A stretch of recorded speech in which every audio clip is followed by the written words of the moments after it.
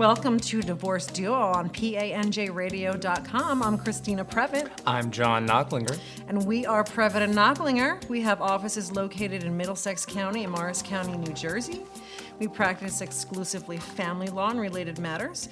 You can look at our website at centraljerseyfamilylaw.com. You can look us up on Facebook, Twitter, Instagram, and email us any questions at divorceduo@gmail.com. So today, what's our topic for today, John? I know. You already forgot? I'm jumping way ahead. You already forgot. I feel like we just had this colloquy about really inappropriate subject matter that I don't know that I'm comfortable airing on the radio. So I feel like we just put in a half an hour show. Well, you're still beat red from the conversation. I am. It was risque. Risque. Maybe we'll see how much time we use today. Maybe we'll just stick it at the end. So that means you have to listen to the entire show. Absolutely. To get to the juicy stuff. So what have you been up to this week? I haven't been up to anything exciting. I mean, unless you call my mother's gallbladder surgery exciting. Not really exciting. I mean, she went to the hospital. I sort of had to, care for her a little bit and get her home and all that. So. Well, I've been doing something very similar to gallbladder surgery, which is I've been watching the sitcoms that have been on at night. The presidential debates. Oh yes. It's been absolutely. Who's crazy. Your personal favorite? Or is that a personal question? Personal favorite? I mean, there's just so many wonderful comedians running that it's just hard to figure out. But, I do think watching, your favorite and the person that you're adamantly supporting with all of your being, Donald Trump, has been very exciting. Well, don't even tell people that in jest. Because I was telling you earlier that when I see Donald Trump, I want to turn into the Incredible Hulk. I want to turn into the Incredible Hulk and flip over the television set. I used to think he was very entertaining when he was on The Apprentice and, on whatever TV shows. But now that he's actually a presidential candidate, that just is so disturbing to me. I don't know. I thought it was really fun the other night when he was trying to sell Trump steaks. I mean, I don't even know, where can you buy Trump steaks? Apparently I heard about this.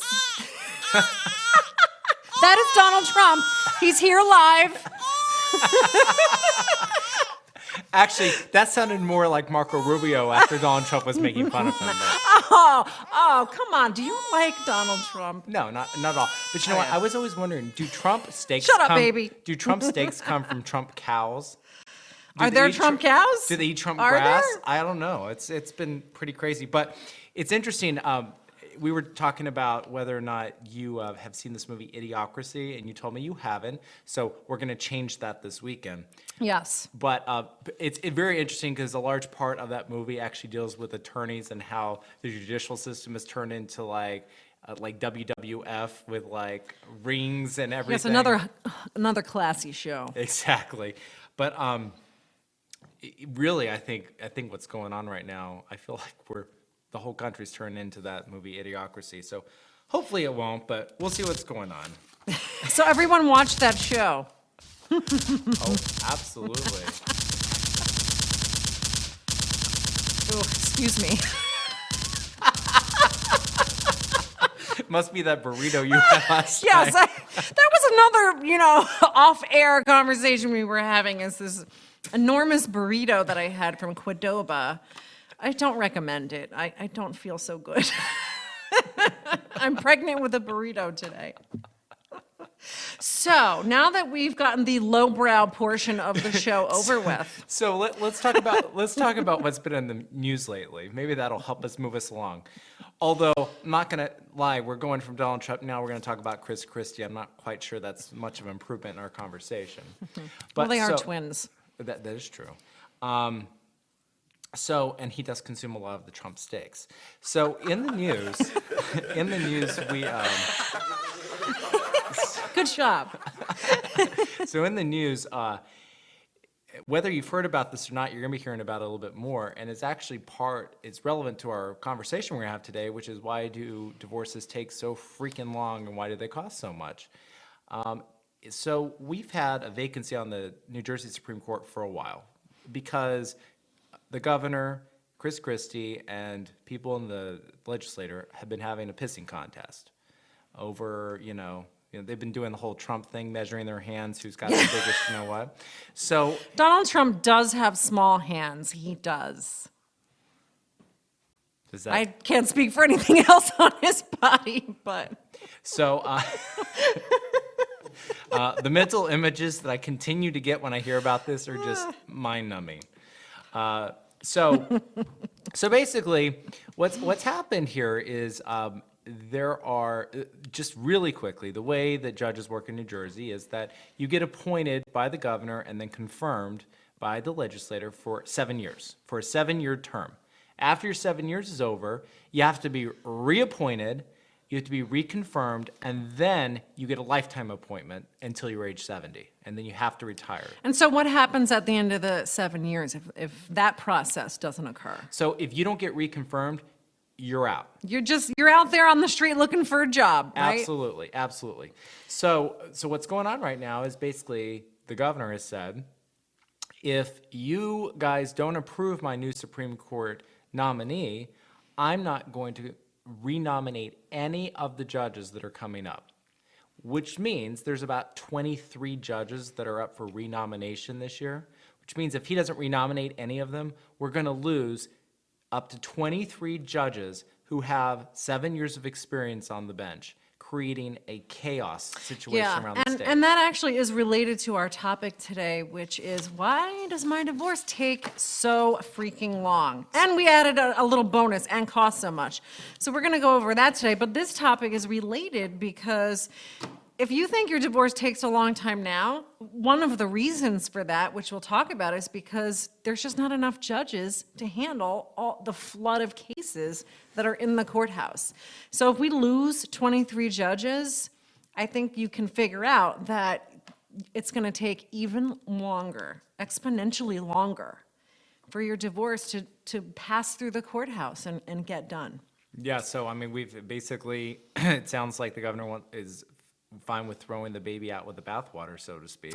Yes, and I think this all tells us that Chris Christie, much like Bridgegate, does not care about, we're not going to say Kanye West, he does not care about the citizens of New Jersey. He does not care how that is going to affect the citizens of New Jersey. That's right.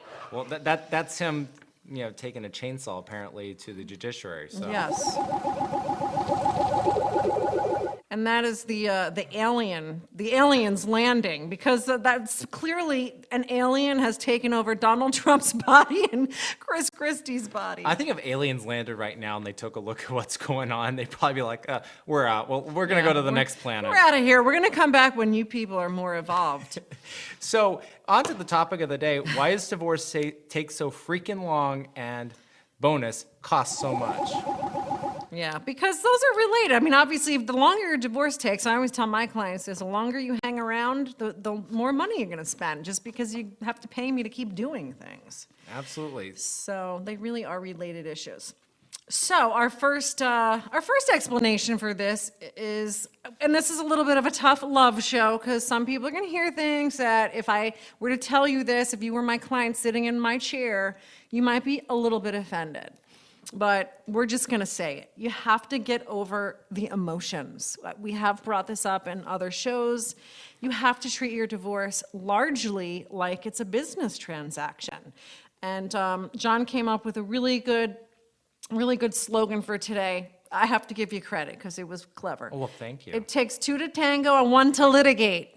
So, and basically what that means is that even if you are being very reasonable and you want to settle and you just want to get done, if your spouse isn't in the same place that you are and wants to litigate and wants to be unreasonable and just doesn't want the divorce to be done, is enjoying this tango, you're kind of stuck with it. You can't force them to settle. What do you think about that, John? Well, I agree with that 100%. And beyond that, I think that if people are really emotional and there's money, to spend on lawyers, like cash available, the people will take that cash and say, fight my spouse, fight the battle, make them pay for what they've done to me, make them pay for ending the marriage.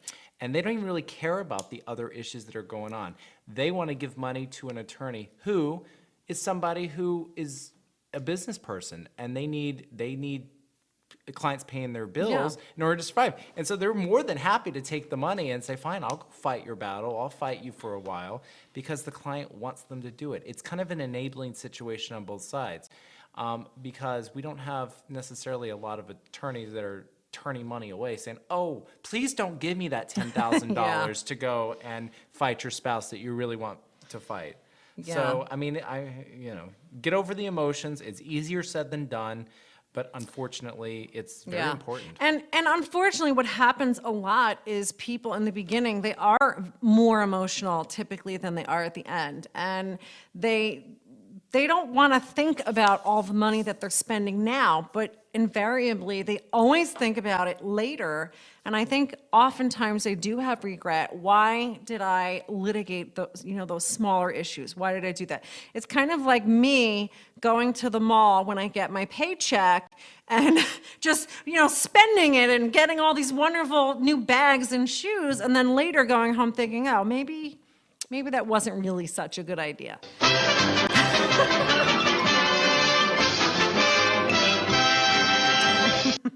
Thanks, Rob.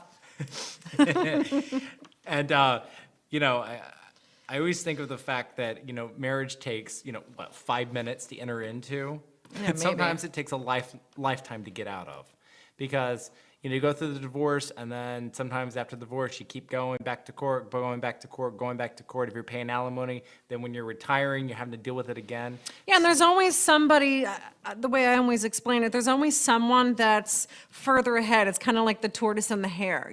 There's always someone that's further ahead because maybe that was the person that was thinking about it more seriously and had made the decision that I want to get a divorce. So there is a little bit of a period of time where you have to wait for the other person to sort of catch up. And I always tell people that could take a month or it could take a year. And that will cost you more money if the other person's not catching up. But you should at least give them some opportunity. You can't expect them to be in the same place mentally that you are. But at some point, you really do have to put aside the emotion. And Christina thinks this is too risque, but I'm going to say it anyway. You really need to get to a point, you and your spouse, and talking is actually part of the process. Just because you're getting divorced doesn't mean you shouldn't try to talk. And sometimes people have had an affair and, someone's very upset. You really should try to talk. And really, the date you get divorced should be a very exciting time. Whereas Woody Allen said, the only time my wife and I had a simultaneous orgasm was when the judge signed the divorce papers.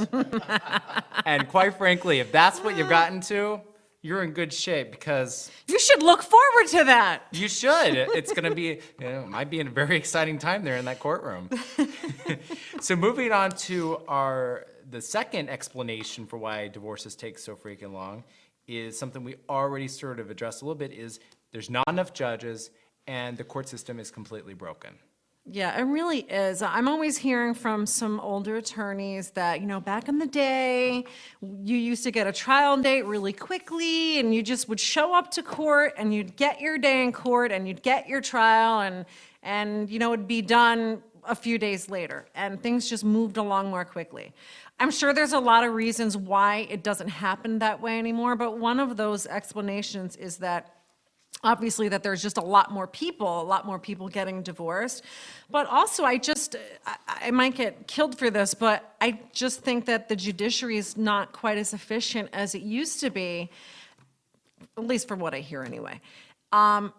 We've said before, there's some really wonderful judges on the bench that are very thoughtful. They take the time to read everything and really carefully analyze all of the issues, and they know the law, and they will spend time to make sure they get it right. But unfortunately, I think there are more judges that don't do that. Maybe because they're just too busy. There's just not enough time for them to get everything done, reading all the papers. And I think a lot of judges, I'm not going to say any names, but I think a lot of judges are suffering from burnout. There's just no way to do all of the work that they have. Well, and that goes back to there not being enough judges. I mean, the average caseload for a judge, a family part judge in the state, is about 600 to 700 divorces. That's to amazing. 700 divorces. I mean, can you imagine? I mean, granted, not all of them are going to be like really intense divorces. Some of them are really simple divorces where people already have an agreement. But that's a lot of cases, which means the judge isn't going to remember your case unless you're the kind of case that's in court all the time, which means you're paying a lot of money to begin with. But really, it goes beyond the judges. We also have a breakdown in the way the court systems work in general. It's hard to communicate with the court sometimes. It's hard to send things to the court and get responses in a timely fashion. A lot of this stuff is really It's kind of like going to motor vehicles. It really is. I mean, quite honestly. It really is, and I don't really know what the answer is, but just getting more judges may or may not fix the problem, because the other issue we have is most people, when they become judges, take a significant pay cut from what they were making in private practice, except a whole group of judges who were government attorneys, people that worked for the Attorney General's office, were prosecutors, and they're getting pay increases. So it's actually sort of a promotion. The problem is some of those people never litigated. They never had to deal with real clients. They didn't have to deal with people that were going through emotionally charged times in their lives. They didn't have to deal with people who were literally having to max out credit cards just to fight a spouse that's being completely unreasonable and make sure they get what they're entitled to. So. Yeah, and you have to remember, too, that all of the judges are human beings. So that means they have their own biases. They're not supposed to apply any of that to your case, but I think it's only natural as human beings that that's going to be present. And even if you try really hard not to eliminate that, at the end of the day, you're a human being, and those biases are going to exist. So how do you think people can get around the broken judiciary? Well, I think as we were talking earlier, I really don't encourage people to litigate. I'm more and more, as I experience the court system, I'm really strongly encouraging people not to litigate. There has to be some alternative, going to mediation more than once. And I'm actually really considering trying to encourage more and more arbitration, which we can talk about a little bit more, but the problem with that is it comes at a cost. Yeah, it does. And mediation, last week we spent the entire show on mediation, so you should go back, if you missed the show, go back and go on the lovely YouTube channel. Are you trying to sell steaks? I am. And they're a lot better than Trump steaks, I'll tell you that. I'll tell you that. I'll also build you a wall that's going to be a big, beautiful wall that's going to be 100 feet tall. Do I have to pay for it? No, Mexico is. Okay. So another reason that divorces take so freaking long are children. Yes. So why do children make divorces take so freaking long? Well, if you truly have a contested custody dispute, that's going to take time, because obviously children are the most important aspect of a divorce case. If you have children and if custody is an issue, that's something that will, and for some of the other reasons we're going to get into, you may need to have a custody evaluator in the case. You may go to mediation several times. So that will prolong the case, and we would never suggest that if there truly is a custody issue, that people try to rush that along. But I have to say, most of the cases where we're arguing about custody, I often feel that it's not really a custody issue. Well, absolutely. Very often people just use the children as just another thing to fight about. Well, absolutely. I mean, I always think part of the problem, too, is that a lot of the other stuff in the case, you can't get resolved until custody is resolved. So sometimes custody sort of stops you in your place, because you can't really resolve a lot of support issues until, how often the kids are going to be with each parent. But what really, and it goes back to what we started this off with the motions, is a lot of people, in my opinion, turn into kids when they're fighting about their kids. Yeah. They lose sight of the fact that they're the adults, and they're fighting about complete and utter nonsense. They turn into children themselves. Well, again, it comes from making emotional decisions. It comes from thinking about things emotionally. And you might say that, we don't know what we're talking about, because we haven't been through it. But I think to some degree, we're actually better able to give you this advice because we haven't been through it, because we're not involved. We are seeing it sort of a little more objectively than you are if you're the one that's going through the divorce. No, absolutely. So, going away from the litigants themselves, or the two people going through the divorce, another reason why divorces take so freaking long is the attorneys themselves. Yeah, that probably should have been at the top of the list. And we probably don't really like attorneys that much, do we, John? Can I say that? Not really. No, except us, of course. But Yeah, you're wonderful, John. Don't ever change. You're incredible, Christine. You're the best attorney I know. Yeah, so, I really think people do, our clients, they all talk about that behind our backs, of course. Everybody complains about their lawyer. They always blame the lawyer for whatever's not going right in their case, whatever their husband or wife is not doing that they're supposed to be doing.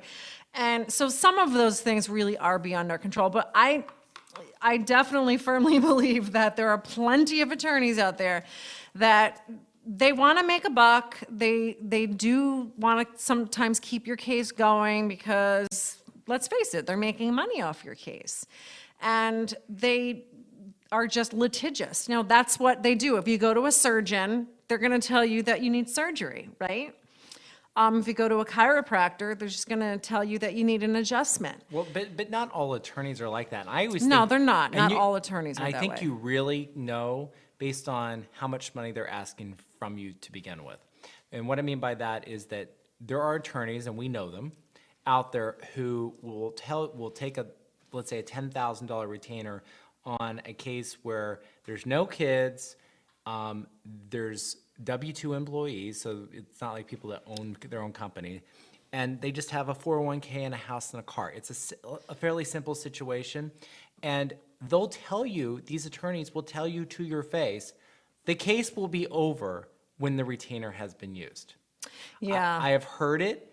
Yeah, it's kind of like, if I'm a bit of a procrastinator. So if you give me 2 weeks to do something, I'm probably going to take 2 weeks to do it. So it's the same kind of philosophy. And I'm not saying that I'm this way, but some attorneys are this way, that if you give them $10,000 for your divorce, they're going to take $10,000 to get you divorced. And I think we're oversimplifying it because most people, if they have a truly contested divorce, they're probably not going to get divorced in $10,000. That would probably be a case where it was mostly amicable. Would No. you agree? Oh, I completely agree. I mean, I'm quoting today. I've got all these quotes, but I found a quote that I think really symbolizes a large chunk of attorneys. Not all attorneys are like this, but there's Yeah. enough out there that it makes a bad name for everybody. Yes, it does. It gives attorneys a bad reputation. Right, so I found this quote: "A lawyer is never entirely comfortable with a friendly divorce, any more than a good mortician wants to finish his job and then have a patient sit up on the table." So, I mean, I think Drum roll. Wait, we need drum rolls. drum rolls. But anyway, when we come back, we're going to continue talking about why divorce takes so freaking long. You're listening to the Divorce Duo on PANJradio.com.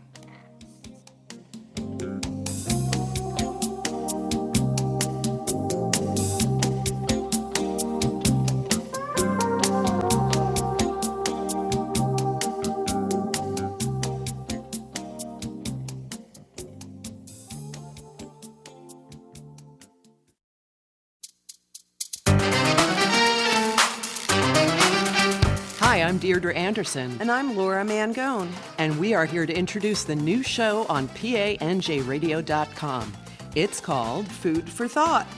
We'll be talking about restaurant reviews, restaurant pet peeves, catering nightmare stories, and a whole lot more. Starting on January 15th at 1 p.m. On PANJradio.com.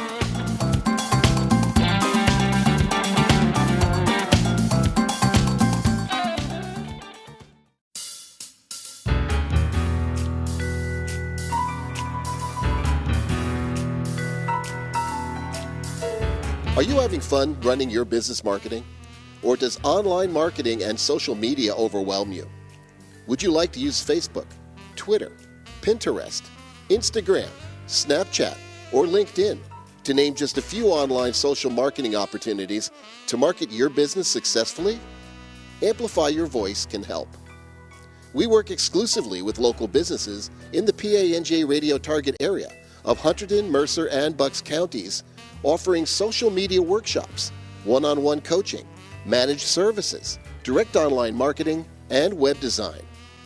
Contact us today at 973-615-5287 or email us at radio@ampyourvoice.com for a free no-obligation review of your online marketing.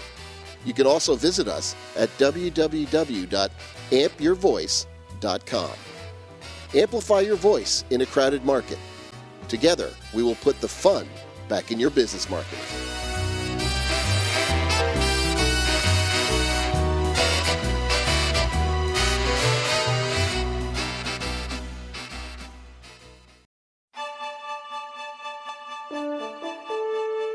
PA&J Radio serves Mercer, Bucks, and Hunterdon counties and the world, and we want to serve your business on our airways. Commercial rates start at just $50 for a 30-second spot on your favorite PA&J show. We run your ad not just once, but up to 7 times in a 1-week period. That's a lot of bang for your buck online.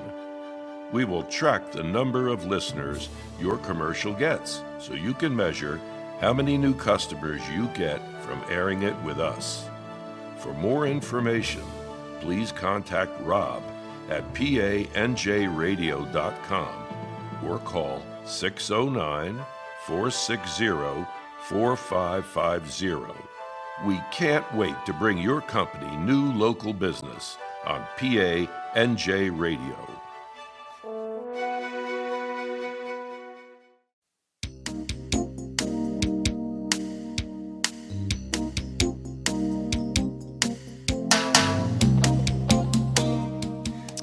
This is the divorce duo back. Christina Previtt here. And John Knocklinger. Oh, yeah. I'm here too. I'm here too. You mean it's not all about me?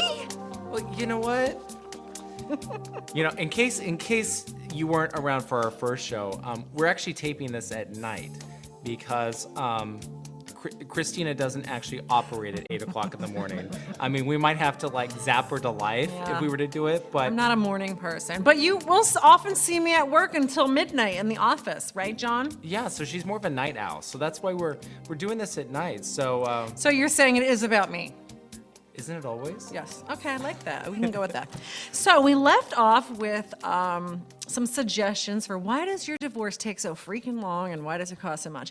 And we left off with the suggestion that attorneys can be the problem. And I just want to add one thing to that, just in case it wasn't coming through, is that sometimes there are attorneys that will, rather than encourage people to settle and be more reasonable and compromise, because you do have to compromise. You can't just show up with a list of this is everything that I want and I'm not going to budge off these things.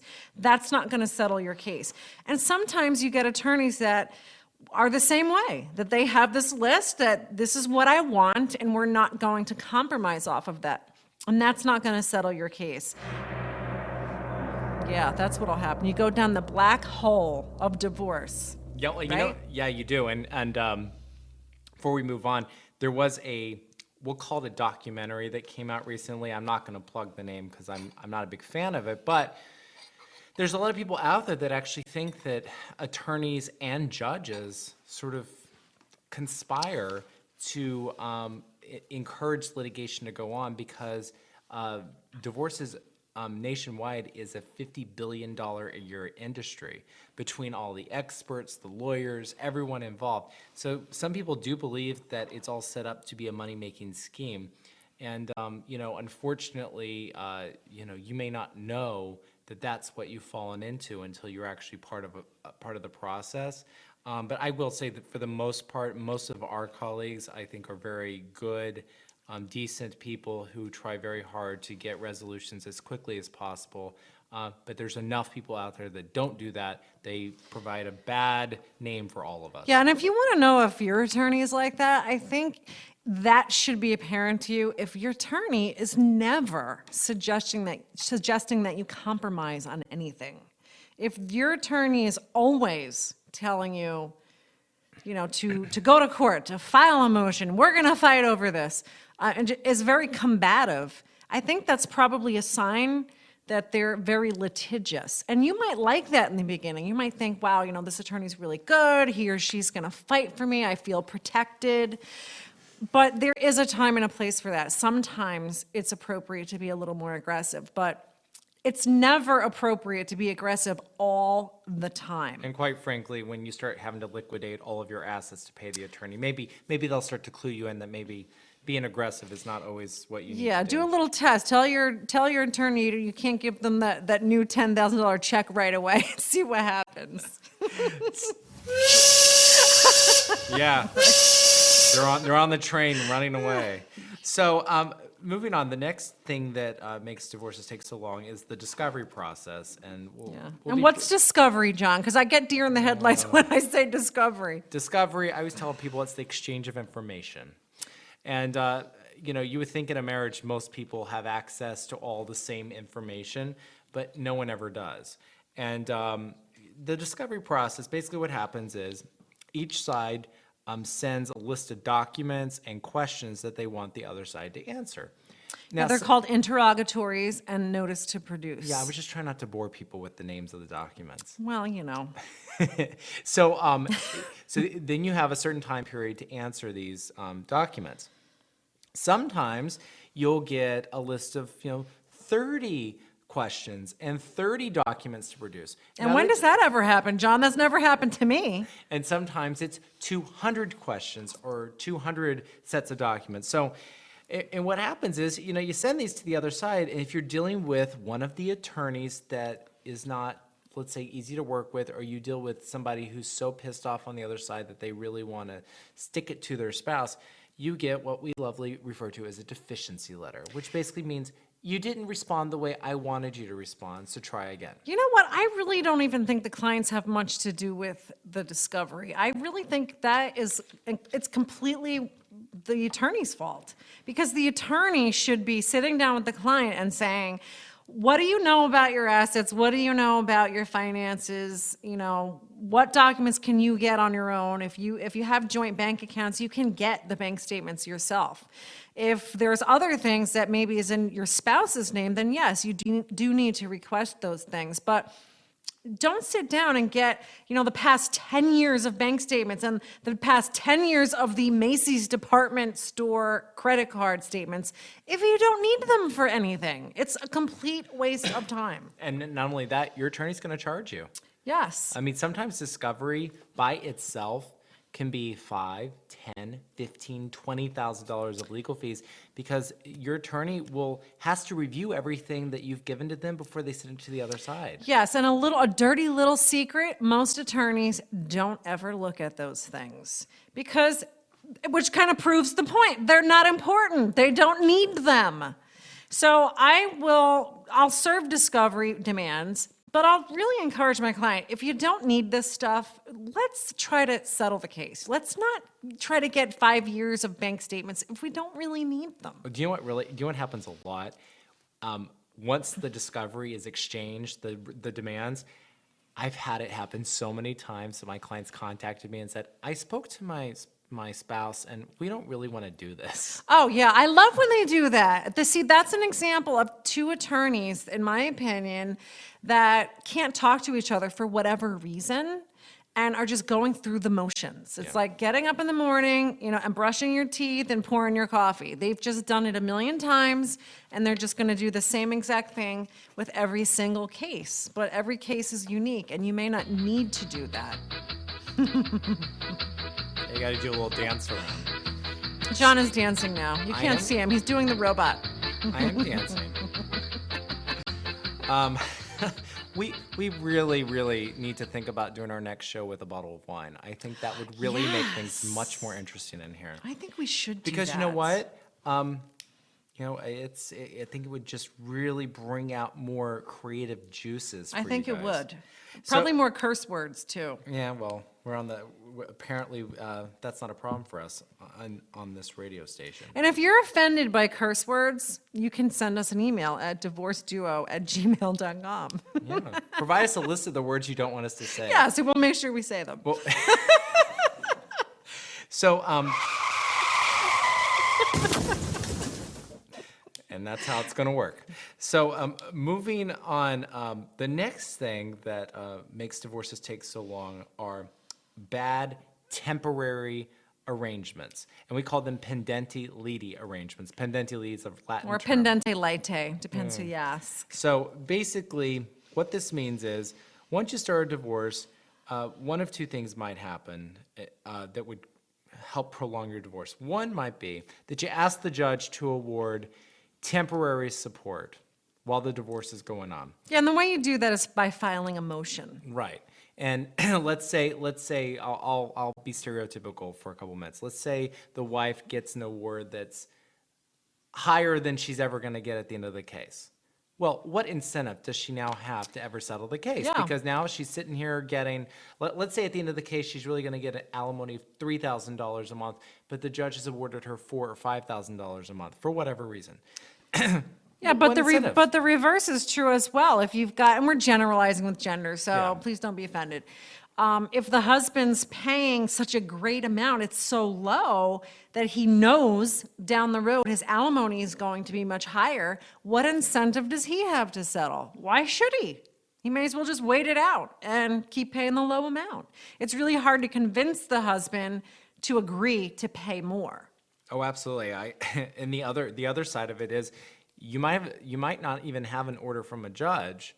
I mean, an order could be by consent too, but you might not even have an order from a judge. You might have a man who's moved out of the marital home, moved into their own apartment, because who wants to live with the person they're divorcing? I mean, good Lord, that's like funny town. I mean, I couldn't even do it. I mean, what, you want to go in the yeah. kitchen in the morning, make your coffee, oh, you're going to see your divorce attorney today? Oh, I'm going to go see mine. So we can, so they can send letters to each other and we can each deduct, another $300 from our Yeah, bank account. it's uncomfortable. But let's say the man moves into his own apartment, but he's still paying the mortgage and the utilities on the house because their attorney has told him, you have to because you've been doing it during the marriage.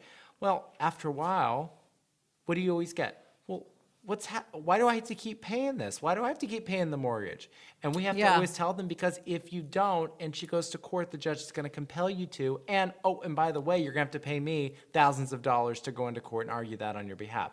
So again, that creates an incentive if I'll say the wife is, nesting in the house, sitting on an egg, waiting for it to hatch. I mean, what incentive do you have to settle the freaking case? I mean, it's like you really Yeah, I don't mean, have a case. strategically, sometimes we'll tell people, don't leave the house. I know you're uncomfortable there. I know you want to move out, but don't move out because you're going to make it too comfortable for the other person because you just left and they don't have to deal with you. They're not uncomfortable. Absolutely. So the next, yeah. So the next Oh, issue. that's making me want to go to Atlantic City. Really, you like roulette? Yeah. Well, maybe you could bet all the marital assets on red. Okay. Sorry, they're all gone. What do you want me to do? Like your friend that you met in AC. Yeah, 2 and weeks well, ago. I would always tell people, well, if I had hit it on red and doubled our marital assets, you'd want half of that, wouldn't you? Yeah, and I'm sure they would have brought it home and gave it to wifey. Here, wifey, look what I made today. So the next reason divorce takes so freaking long is the complexity, just because of the complexity of the issues. It's not really a fun reason, but it just so happens if one party owns a company, it's not so easy to resolve the divorce sometimes, because a lot of times people have no idea how much their company's worth. They really don't. That's right. And what we mean by complex issues, it's not, somebody's got, what are those baskets? Those baskets that people collect. I forget what they're called. They start with an L. Longburger or something like that. I had a case one time where that was one of the big issues, was the husband could not have cared less about these baskets, but he knew that the wife wanted them and that they were important to her. She collected them and they're somewhat valuable, but the number that she had they really weren't worth fighting about. So that's not a complex issue. A complex issue really is if there's a business, if there's something where an expert, like an accounting expert or a custody expert, if that truly is an issue in the case, those are more complex issues. Not, someone's got graded baseball cards in their garage and, people can't agree on who gets what. Yeah, or let's say you got a significant amount of premarital money, and we're having to kind of trace and see whether or not it ever became marital at any point, and trying to figure out what part is going to be exempt from being divided and what part isn't. I mean, there are some reasons why divorces take long, but even then, Yeah. the divorce shouldn't take that long. No, it's truly is the personalities of the parties that prolong the case. And like we said at the beginning of the show, it can just be the one. It could be the one person who just can't move forward that keeps the litigation going. Yeah, the one person, or as we also said, it could be one of the attorneys. That's right. With a client that is just really kind of being submissive to their own attorney and letting them run the show, and really letting them cause all these problems. So, whatever. It's kind of one of those things. It's kind of one of those things where, if the issues are complex, as long as you start trying to deal with them quickly and early, it shouldn't make the case take so long. Yeah, I totally agree with you, John. And our next suggestion is waiting too long to start settlement discussions. So we just said that sometimes you need some discovery. There does have to be some exchange of information, but you don't have to wait for all of that to be done to have some idea what you want. I mean, you should probably know when you go speak to your attorney, you must have some general idea what you want, what would make you feel comfortable. And then when you speak with your attorney, you get more specific information, and maybe that attorney will help you fine-tune what your options are, because he or she will tell you what your rights are, what your potential obligations will be.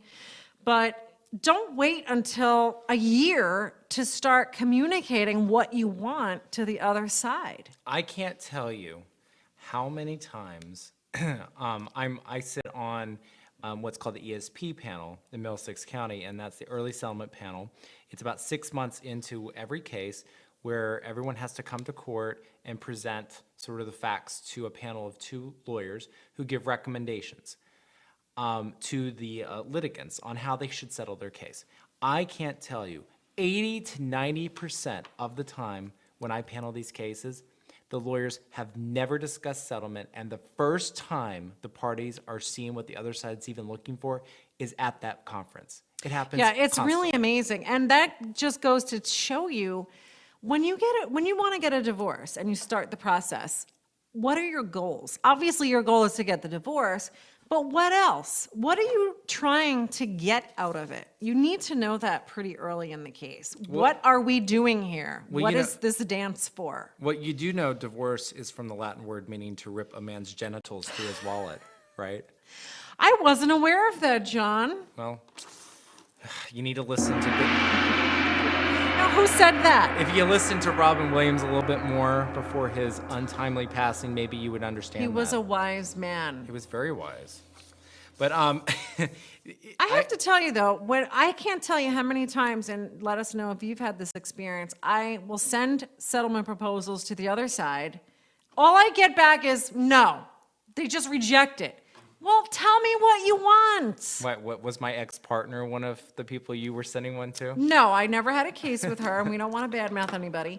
But that's also astounding to me, is don't just say, no, we don't want that. Well, what do you want? Give me a counteroffer. Well, I always, what I've been telling everyone now is I don't want to even file a complaint for divorce because I don't like the court system right now. Yeah. Let's try to settle your case before anyone even files, which people are like, really? You can do that? I didn't know you could do that. Because that's just not the way the world is sort of conveying divorces anymore. But custody, you don't need to wait for an exchange of your retirement accounts to try to discuss what nights of the week your kid's going to be spending with who. So just because you might need to exchange a little discovery doesn't mean you can't try to settle parts of your case, and I think that's lost on a lot of people.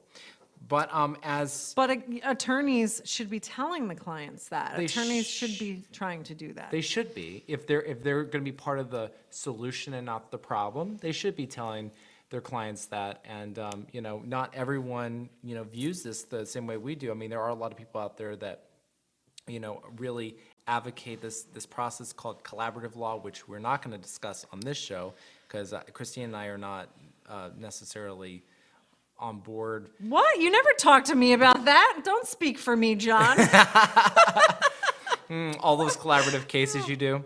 You know what? I think collaborative is just a fancy word, for this other process that should be occurring in every divorce anyway.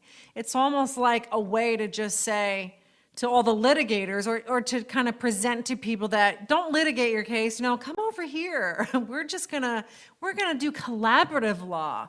But if you have a good attorney and both people have attorneys that are more mediation minded, they're going to do the same thing. Yeah, it's just that you don't have to have necessarily a process in place.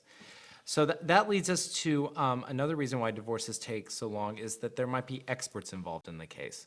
Now, experts, in short, take forever to do their work, and they cost an extreme amount of money. A retainer for an expert, whether it's a custody expert or an accountant, is at least $5,000. I've never heard of anybody having lower than $5,000 retainer. No, and Have usually you? there's 6, 7, or 8. I mean, usually, and that retainer's gone very fast. Yeah. And that's if you need a custody evaluator, they almost always take 4 to 6 months to do their work.